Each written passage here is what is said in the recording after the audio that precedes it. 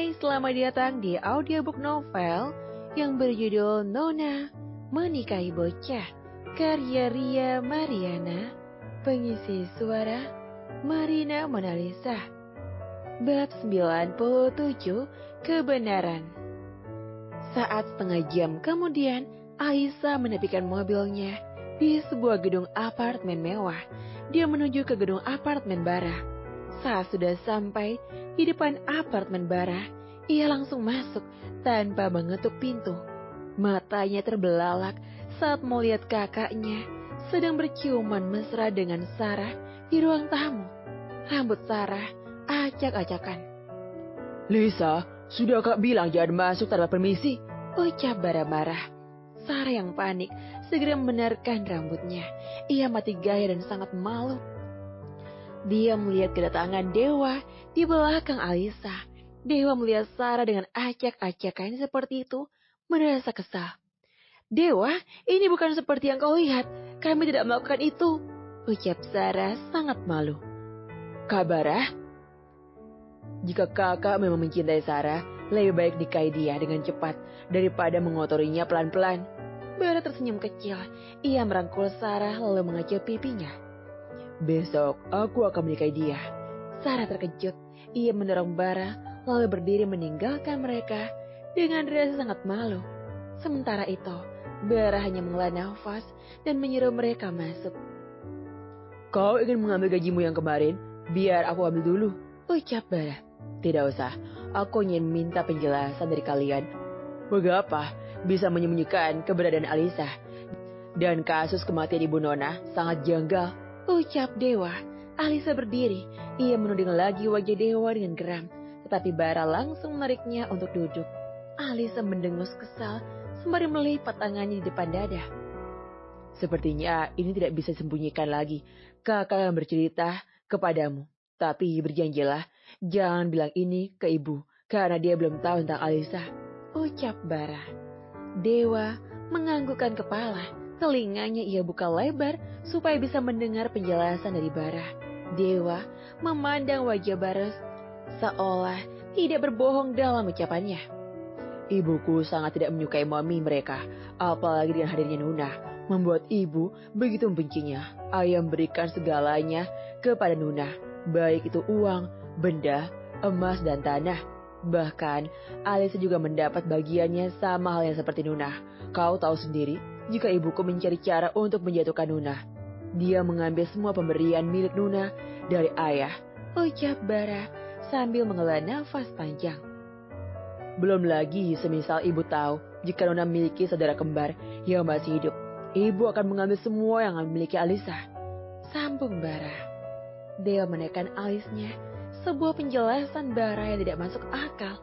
Lalu apa hubungannya dengan Nona yang tidak boleh tahu tentang keberadaan saudari kembarnya? Bara menjelaskan secara detail. Jika saat itu sang ayah dengan sengaja memasukkan kematian Alisa supaya Alisa bisa hidup dengan nyaman di luar negeri tanpa diganggu oleh keluarganya. Dan bahkan sang ayah sendiri yang mengirim Alisa ke luar negeri. Ayah menyembunyikan Alisa supaya istrinya tidak kecewa padanya dan tidak akan mengganggu Alisa yang notabene anak simpanan.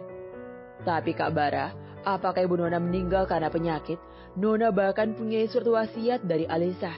Jika..." "Itu hanya salah paham. Kejadiannya bukan seperti yang Alana pikirkan. Waktu itu aku masih kecil dan belum paham.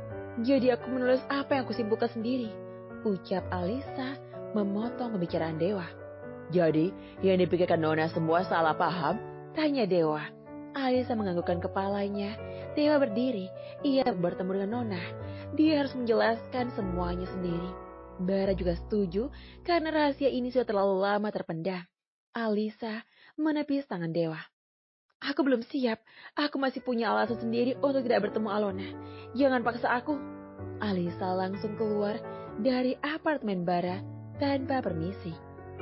Dia melirik Zian berada di luar sedang bersandar pada tembok. "Apa lihat?" tanya Alisa dengan ketus selalu melewati Zian. Zian hanya diam tanpa ekspresi melihat wanita kemayu itu melewatinya. Di saat bersamaan, pintu apartemen Sarah terbuka. Sarah terkejut melihat Zian bersandar pada tembok apartemennya. "Om sedang apa di sini? Om mau menguntitku ya?" "Aku akan laporkan pada satpam." Zian yang memang tidak suka dipanggil Om merasa kesal. Ia mendorong Sarah ke tembok lalu mengunci badannya. Ya Tuhan, belum kelar dengan Om Bara malah dibuat berdebar sama Om ini. Tampan sekali, batin Sarah meleleh. "Jangan panggil aku Om," ucap Zian sambil menyentil mulut Sarah. Sarah merasa kesakitan.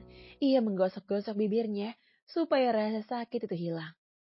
"Yes, minggirlah Om," ucap Sarah sambil mendorong Zian. Zian mengunci tubuhnya lagi, membuat Sarah semakin terpaku pada ketampanan duda tampan yang tak kalah tampan dari pacarnya, yaitu Bara. Dewa dan Bara keluar. Bara sangat terkejut melihat pacarnya sedang bermesraan dengan pria lain. Hati Bara sangat sakit, apalagi dia mengenal Zian. Sarah mendorong tubuh Zian lalu meluk Bara. Dewa berdeham. Ia langsung berpamitan pulang bersama Zian. Bara memandang kesal ke arah Zian yang sudah berjalan bersama Dewa. "Sarah, besok kita harus menikah. Om tidak mau kau direbut pria lain." "Hah?" Nona pergi berbelanja bersama Arsal. Dia memilih sesukanya. Semua model baju kasual ia beli menggunakan kartu ajaib itu. Arsal membawa belanjaan Nona di tangan kanan dan kirinya.